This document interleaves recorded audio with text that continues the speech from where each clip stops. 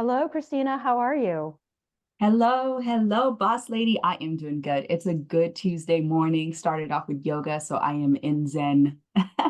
Oh, beautiful. How are Okay. you? It's really sunny here in Virginia, well outside of DC. And Mhm. to everyone who is tuning in, welcome to the Real Talk Consulting podcast, where Keeks and I will be discussing many, many topics. Keeks, you want to take it away with what we're going to talk Yeah, about today? yeah. Audience, last time we connected, we delved into two subject matters, right? The first was values. And just, what is your personal value? And then subsequently, what is your motivation? We never got a chance to get to the motivation aspect of things, but we did briefly discuss value. So today, I'd like to open us up first by just reading a little script about motivations, and then we'll go from there. So, motivations, on the other hand, are the underlying reasons or driving forces behind a person's actions or behavior. They are the why that propels a person to act in certain ways or pursue particular goals. Motivations can be intrinsic, arising from within oneself, such as a desire for personal growth or fulfillment, or an extrinsic, influenced by external rewards like money, recognition, or social approval. And so I pass it off to you, boss lady. What are your thoughts? Ooh, that's a very good question. A lot of thoughts came to my mind when you started reading that quote. And my first thought was, I love finding out on my team and people I'm working with what drives you, what is your why, what motivates you, because you and I can be achieving, going after the same goals, and what we value and our why are different. Mhm, mhm. I like that you said, what is your why? Yeah, that is something that I feel like we don't often think about. And I know you're just about to kick off a new project. And so I know you're going to walk into this and you're definitely going to ask your team, what is your why? And I know that you specifically have already started to think through that. Something that I know that isn't common for us in consulting is personally, right, putting ourselves in positions where we ask that question, especially considering that in the consulting industry, we get kind of put on any project. Let's be real, right? Like Mhm. you have a skill set and there's a need out there. And sometimes your skill set might directly align, other times it might partially align. But either way, that need at the firm is going to get fulfilled by you or another resource. And so I know at the beginner levels of our careers, right, with your staff consultant, a senior consultant, a consultant, doesn't really matter. You do kind of sometimes don't have much of a say as to where you go, what projects you're on, because they staff you based on specific needs, right? But I don't want that to be a discouragement to us. I think that we can step back and we can still find our why in any new season we walk into. And so I wanted to kind of pick your brain a little bit, boss lady. Considering this new season you're about to go into, have you thought through your why? I have 100% with you about what you just shared, and want to acknowledge that while you were sharing thoughts of success and failure and growth, and what I find fulfillment in has a lot to do with why I thrive on growth. I thrive on living in my action, and I thrive on getting a little bit better every single day. And if I can make progress in that, whether it's at work, whether it's my personal workouts, hanging out with people, connecting, just doing anything, I like to sit back at the end of the day and said, did you make a great effort, a good effort? Did you show up for yourself today? That is my why. Time is Mhm, limited. So what drives me about wanting to do well, wanting to maximize all the opportunities and experiences in my life, including work that I don't even like to do, is I like to say, what can I learn from this? What is good about this? And how can this help me grow? So that's mhm. really like what drives me in a big way. I like that. I like that. Both values and motivations are closely linked. It is said that values are often informed. values often inform one's motivations. For instance, if a person values community service, they may be motivated to volunteer at a local shelter. Understanding one's values and motivations is crucial for personal development and making choices that lead to satisfying and meaningful life.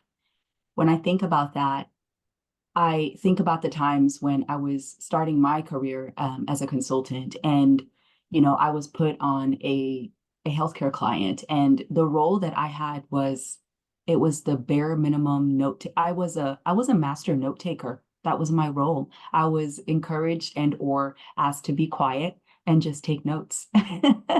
And I got to tell you, I struggled a little bit with this one. I really did, because I sat here and I thought to myself, I went and got a dual master's degree to sit back here and take notes. Like what the heck? What the heck, right? And Right. so, but coming out of that experience and being in that experience, I had to start shifting my mindset and thinking through it a little bit differently. And I wish I could tell you guys here today, my awesome audience, that in that moment, I had this growth moment, right? During that experience, I had this growth moment. I didn't. I, much like many of you, was mad at the fact that I had to take notes and really was like, this is a project, right? Like, I'm not feeling this. But years later, I can sit here and say that being in that moment, my why as to why I can positively talk about that experience is because being in a position to take notes is actually a really, really powerful place to be, because you get to hear what everybody says and you get Yeah. to jot down everything that the client is notating, mentioning, the gaps, the strengths, the weaknesses, all of the above. And before you know it, you are the person that your managers, your senior managers, your directors, your MDs are coming to, because you are the holder of the information. And so when you find yourself in these roles that you're not quite sure how it fits, understand that everything is redeemed. Every opportunity contributes to your growth. That is, that's really deep. And I am soaking in what you just said with a huge smile on my face. Not because some of the work we do is easy, but because the work that's challenging, that forces you to grow, including, like yourself, I was in that position of starting out and being a fly on the wall and told you're going to take notes and just listen and capture action items and capture next steps and capture decisions made and make sure you capture everyone's voices that are speaking, right? And having to share something. And it taught me, and I still need to master this, is how to be a really good listener. Mm-hmm. Because if you're really, really good at that, you're going to listen for their need. You're going to listen for what they want. You're going to listen for what they're not saying. Mm-hmm. And you're going to know how to serve them. Mm-hmm. And leaders know how to do that. Consultants know how to do that. I'm talking about really good ones that mastered that. And the other area too, and I know this is digressing off the topic, but storytelling is another one. Mm-hmm. I think about the storytellers that really, really connect, right? Mm-hmm. They know how to connect with their audience. And that's to say, I know your why. I know why you're here. Mm-hmm. To some degree, they're going to get some of that right. Not everybody, but for the majority, right?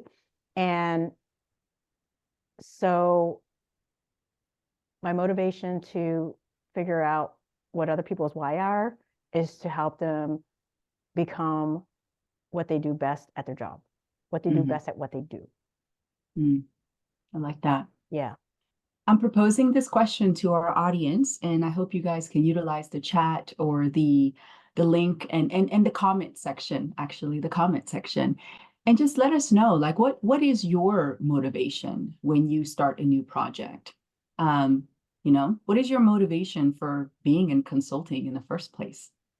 For me, I think when I think about my career now, where I am today, years later, my motivation for continuing to be a consultant is because I really, really love and appreciate the opportunity to see my client, whether it's a person, a company, a team member, because my client is whoever the stakeholder is. I enjoy being in a position to see my clients win, to see them satisfied with whatever problem they had and that problem solved. I think that's what motivates me, is that happy, that thank you, Christina, for fixing this, or thank you for listening to me, and thank you for valuing what I said. Thank you for taking in my considerations, even as simple as a team member, coming to me and saying, hey, thanks so much for just letting me step out for those, couple hours because I really needed, just a mental break. I that's my motivation. I want to contribute to the success of people and whatever they're invested in. I'm with you, sister. You have no idea. That gets me really excited to pour into others. Now, here's a caveat. Mm. You don't want to pour so much that you're out of balance with yourself, because here's the key here.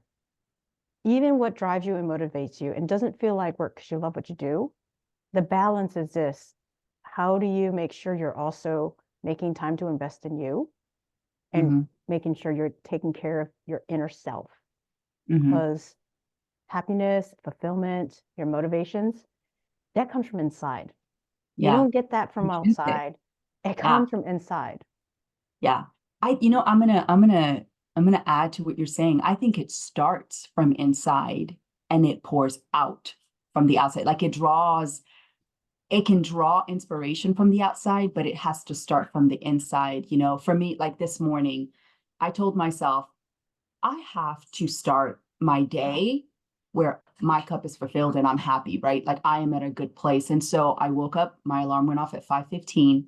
I finally rolled out of bed at 5:30 and I got dressed and I went to Horizon Hot Yoga in Plano. Beautiful. Or Frisco. And I did my yoga. And y'all, I struggled during that. Like I had to step out for a minute because it was hot in that room. But coming back, I got ready for work. I had my coffee and I, took my vitamins and I had my protein shake. And now I'm drinking my Gatorade and fueling my body with electrolytes.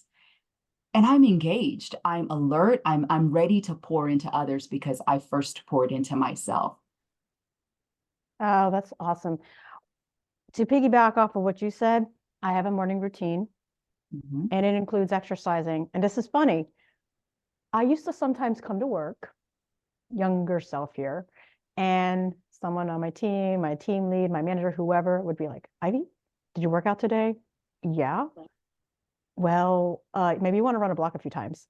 I had to learn that not everyone can handle my fifth year self so early in the morning, that I got to regulate that. So I tell people, do not do meetings with me first thing, because you're not going to be able to handle my intensity. I need to be like, you need to give it to me. I can handle myself. And when I'm calm as F, let's talk. Right. True story. I mean, people really know how to work with me. They need to let me have that time to myself. Now, sometimes you don't have a choice. And also, no one likes to be bombasted first thing in the morning where they have to use the voice box and really, really think that hard. Like, I like it gradual. I like you going into your yoga. I like to go into any workout.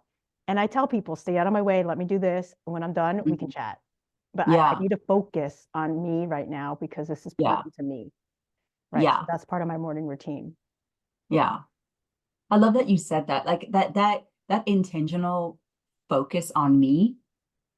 I think today is honestly the first day that I really felt like, wow, I just focused on me. Over the years, I've struggled to manage this whole getting up in the morning and working out. I always used to tell people I am not a morning person and I am not a night person. I'm just a day person. but I'm definitely a morning person.